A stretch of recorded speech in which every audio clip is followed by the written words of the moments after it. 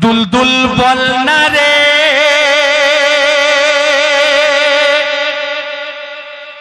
তোর পিঠ কেন খালি দিনের ইমামে আমার রেখে কোথায় এলি দুলদুল বল না রে তোর পিঠ কেন খালি দিনের ইমামে আমার রেখে কোথায় এলি দুলদুল বল না রে তোর পিঠ কেন খালি দিনের ইমামে আমার রেখে কোথায় এলি দুলদুল বল না রে তোর পিঠ কেন খালি দিনের ইমামে আমার রেখে কোথায় এলি দুলদুল বল না রে বুক ফেটে যাই যে মোদের বুক ফেটে যাই যে মোদের খালি পিটই দেখে বুক ফেটে যাই যে মোদের বুক ফেটে যাই যে মোদের খালি পিঠই দেখে বুক ফেটে যাই যে মোদের খালি পিটই দেখে বুক ফেটে যাই যে মোদের খালি পিঠই দেখে চাঁদ বদনে এলিয়াস তুই চাঁদ বদনে এলিয়াস তুই তার সে লহু মেখে দুলদুল বল না রে তোর পিঠ কেন খালি দিনের ইমামে আমার রেখে কোথায় এলি দুলদুল বল না রে তোর পিঠ কেন খালি দিনের ইমামে আমার রেখে কোথায় এলি দুলদুল বল না রে দিনের ইমামে কোথায় দিনের ইমামে কোথায় ফেলে এলি একা দিনের ইমামে কোথায় ফেলে এলি একা দিনের ইমামে কোথায় ফেলে এলি একা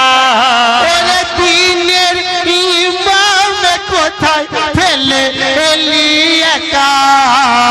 এই জীবনে আর পাবো না এই জীবনে আর পাবো না আমরা কি তার দেখা দুলদুল বল না রে তোর পিঠ কেন খালি দিনের ইমামে আমার রেখে কোথায় এলি দুলদুল বল না রে গাছ কাঁদে পাতা কাঁদে গাছ কাঁদে পাতা কাঁদে কাঁদে নদী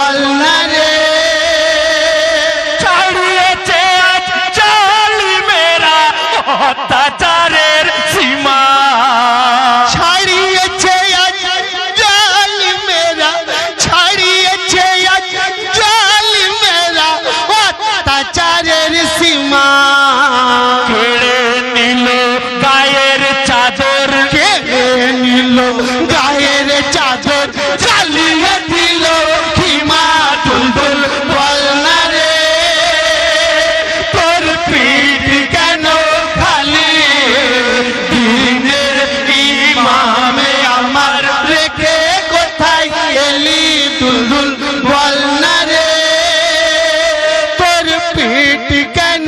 খালি দিনের ইমামে আমার রেখে কোথায় এলি দুলদুল বল না রে। দেখুন অনেক বড় কালাম পুরোটা পড়ে শোনানো সম্ভব নয়, সময়ের কথা মাথায় রেখে শেষ ছন্দে আমার আব্বাজান কবি গুলজার সিপাহী সাহেব কি লিখছে একটু বোঝার চেষ্টা করবেন।